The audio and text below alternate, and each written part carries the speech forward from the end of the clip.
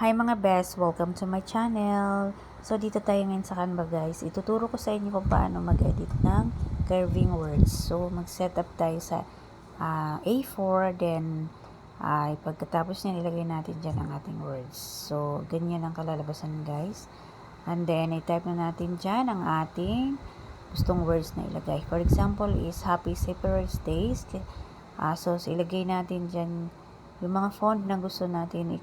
So, click natin yung font.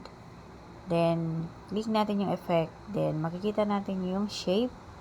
Then, pagkatapos din sa shape, may curving dyan. So, ayan na guys. Lumabas na siya.